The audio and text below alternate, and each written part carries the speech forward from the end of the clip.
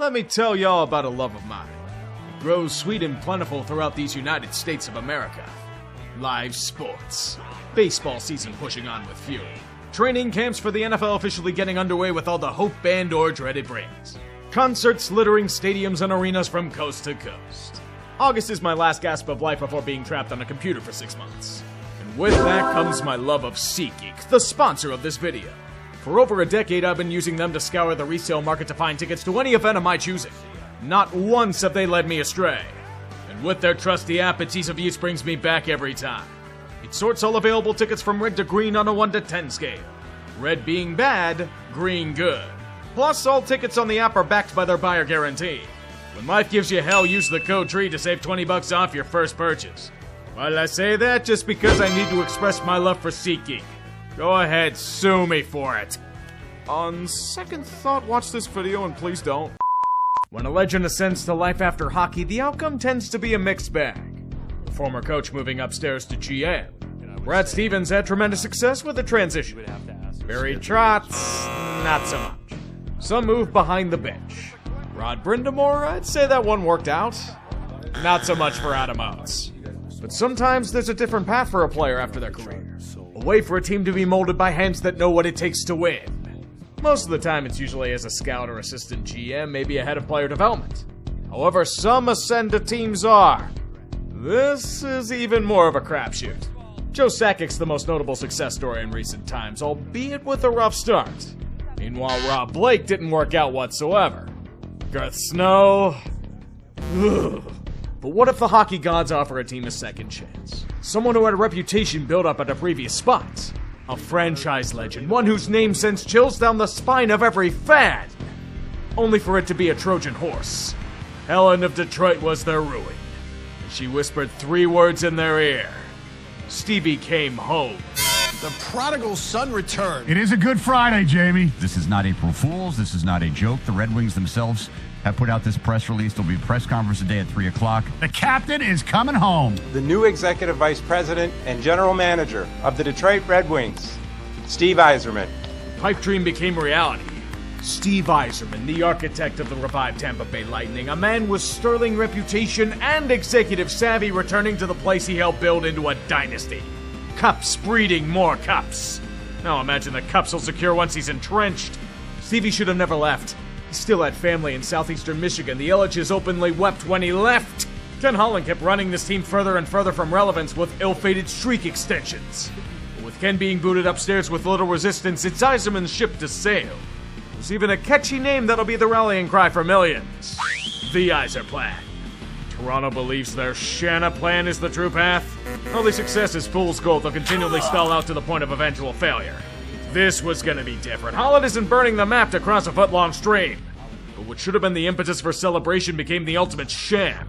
Detroit tried to correct a brutal mistake that haunted a window by putting a fresh coat of arsenic over the lead walls. This isn't even a hindsight thing. I was fearing this the moment he was brought back. But let's be real, that was a contested take at the time. Look what he had to come into. Hockey Guernica.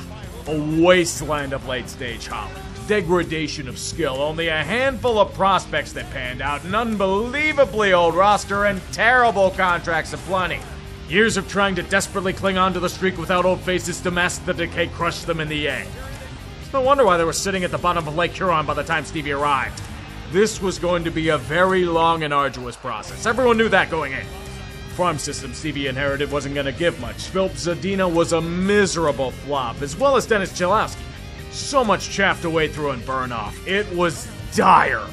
You're looking at about a minimum of 5 years, which is perfect for Yzerman. Carte blanche with little pressure to perform immediately. A near-endless line of rope. A devoted fandom that'll actively eat the shit pizza you throw in a box. If you actually deliver. Problem was that Tampa Bay had an established scout.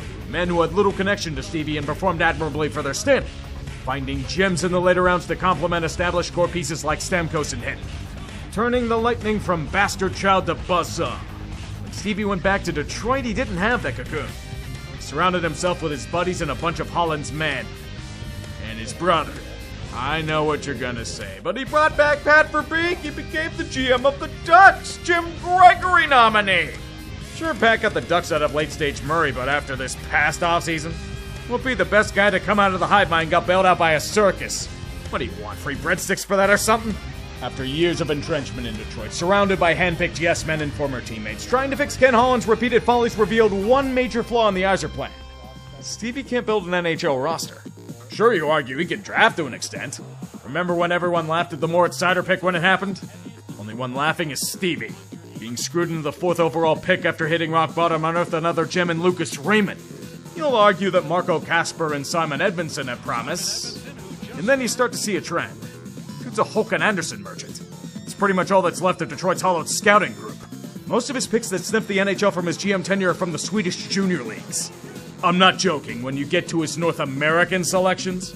They only account for less than 200 games. Half of those come from Emmett Finney. Not exactly inspiring. So what comes of the crutches every GM uses to try and fill holes? Free agency. Stevie had a few of these moves in Tampa Bay, but usually trusted his farm to fill most of his roster. But in Detroit, they needed veterans to lead the way. And the only way to do that was splurge on the market. Sandpaper, grit, and tenacity. That's what Andrew Kopp and Ben Sherratt offer. That's about it. At least Kopp's been somewhat reliable secondary scoring, albeit somewhat overpaid for it. Justin Holl can't even offer that. You looked at Toronto's whipping boy and handed him $10 million just to watch it burn? But logic was made with JT Compher. Cup-winning depth piece in Colorado. Fills a need in the middle six. It'll be, oh god, he's fallen to shit. Hey, look over there, there's Augs DeBrincat who fell in their lap. Patrick Kane. Vladimir Tarasenko on the off wing. Mason Appleton. Eric Gustafson. A bunch of old stopgaps and former Lightning cast-offs. Okay. I wouldn't look in their back end. It's even worse. Get past the defensive churn and see a place where goalies go to die. You'd think Jimmy Howard's abysmal last ride was an abomination, but it proved to be a warning. The Wings have churned through 13 netminders in 5 seasons. Riddle me this, Batman. Is giving up almost 3 goals a game while saving less than 90% of the shots good? These guys haven't been able to keep a goalie longer than 2 seasons after Jimmy.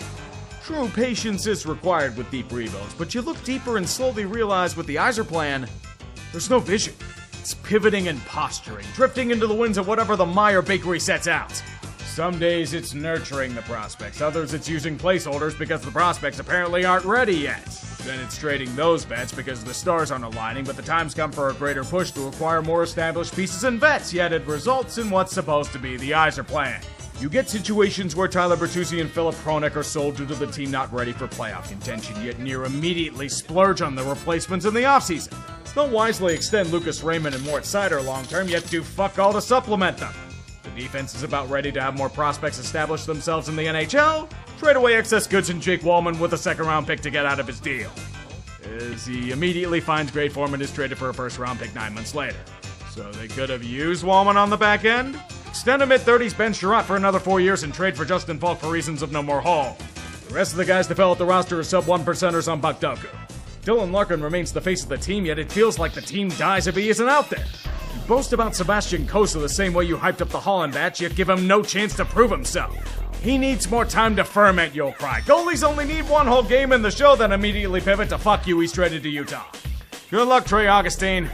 That's all I'm gonna say. But you know what makes this worse? The Wings keep imploding on themselves. Every damn March. Missing on the playoffs due to it 1 year, fine. Larkin was hurt, the team's still developing, it's a built-in excuse. Yzerplan hope is still there. Doing it in consecutive years. Even after you finally realized Eric Lalonde was a Lightning merchant and fired him for an established coach in Todd McClellan, you collapse again? Questions start getting asked. Critics start coming out of the woodwork.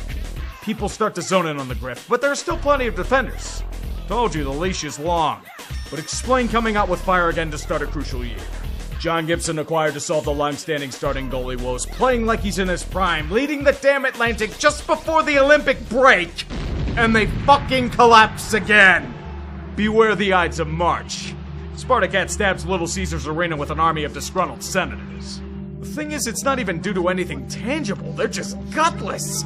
It's year after year after year with this team, and they lie down to die against foes whose hopes are long gone. Columbus in the middle of their free fall at the end of regulation. Fucking New Jersey at home. A Florida team more busted than a Menominee County road? Seriously, look at this lineup. It's Matthew Tkachuk and Make-A-Wish kids. I think the Red Wings were planning golf outings in Ypert territory for how bad they were playing. They couldn't even tank. They traded their first-round pick for 2 years of past prime Justin fucking Falk. So you're floundering like fish on the pier. The fan base is livid. Stevie's master plan is falling apart at the seams. The team's spinning tires. And now Dylan Larkin wants out. Oh, fuck. Looks like winning gold at the Olympics has made him hungry for real hockey.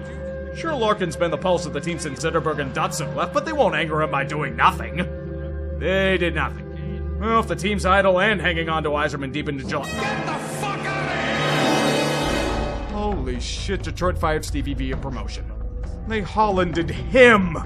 After all the big moves of the offseason were made, but still... The Yzer scam's over. Dreams of returning to glory quashed by what's pretty damn close to late-stage Ken Holland 2.0.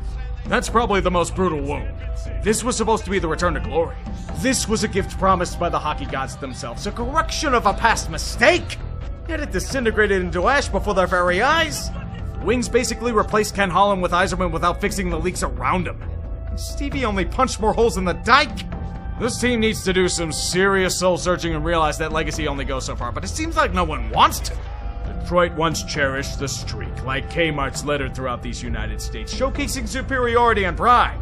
Now the Wings have a new streak to hold, but without any of that pesky positivity. A decade without playoffs. Like Kmart, the blue light specialist faded, and the only comfort lies in history books. They're marinating in mediocrity. Stop whining, they're not going bankrupt like that chain, it's more stagnation. I've always felt there's an alternate timeline where Stevie becomes the GM in Detroit much earlier. One where Holland doesn't put his foot down, steps aside and let Yzerman take the helm. Avoiding the pitfalls of Ken's chasm, new life injected into the organization and become more than first-round fodder fading into that good night. But seeing what's happened to Yzerman in his return, I have to give that pause. You can point to things like Brisebois taking the Lightning to new heights once Stevie left as proof, yes, but Tampa Bay's been known to take serious risks, even if some of them horrifically backfire. Modern Red Wings aren't that forward-thinking. Do you really expect Chris Ilitch and the Wings to learn from this? Fuck no, they're probably gonna promote Chris Draper or Kirk Maltby. Better yet, poach Jim Nill from Dallas as he butchers his right defenseman slots as he does over there. He's a former Wing executive from the days of glory, it'll be perfect! Maybe they can have Dylan Larkin pick him up from the airport. So boys, are you gonna do something about Larkin anytime soon? 70 seconds left. The shot from Seider just went wide. Came in front of the goal. Kicked past Raymond. Empty net for Hischier. Coming back hard on the play was DeBrincat, and they score. Mercer sent it in front, Meyer to the net, and that's going to do it for Detroit. Their playoff hopes will expire tonight.